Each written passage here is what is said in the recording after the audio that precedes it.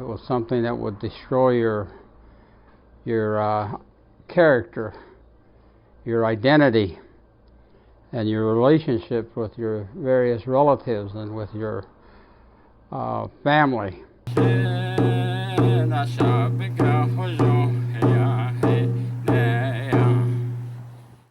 In my youth, I was taught many times by many different relatives and that about the subject of anger. I remember the old people when they used to refer to it in the language of our people. It was "sechen." "Choi" was the last part that they always included. But nowadays, when people talk about anger, they just refer to the first part, which is "sechen." But the old people always used to use the last part of it, "sechen." "Choi." And it was very important, I think, to them to include that last part because it is reference to something that is very evil. And so "sechen" is anger or having a temper. And it's not very good. It was something that was counseled against constantly by all of my different relatives and that.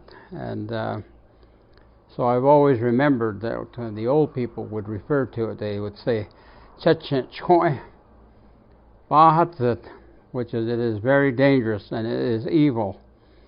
So I learned that anger was an evil thing and that it was a destructive thing to have a temper.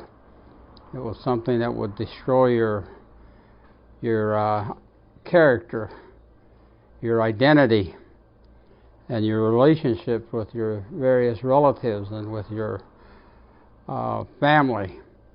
And so it was very important to understand that "sechen," or anger, "choi," was not something to be trifled with. It was very serious to understand that anger and having a temper was not very good at all. It was destructive to your life and to your relatives and to anything that was considered of value in your life.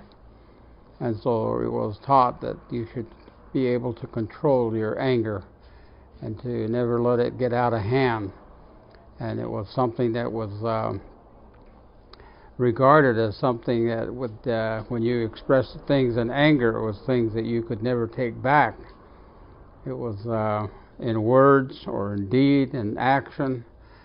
And it was something that if you did something in anger, it was not very good. In fact, they used to joke about it sometimes and saying, "Don't ever make food when you're angry.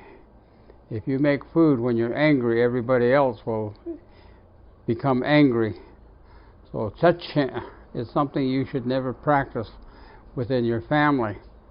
And you should, if you feel any anger, you separate yourself from everyone else for a period of time. Take a walk or something, or take a breather, take a time out, and be by yourself and really evaluate the something that may have occurred that may have had you desiring to become angry or to express something with a temper.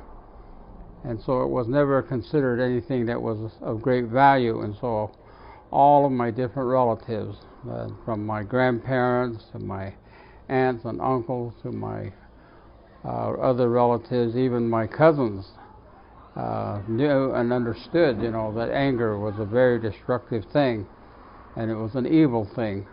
So it was something that you had to learn to avoid. And so those are the things that we are told.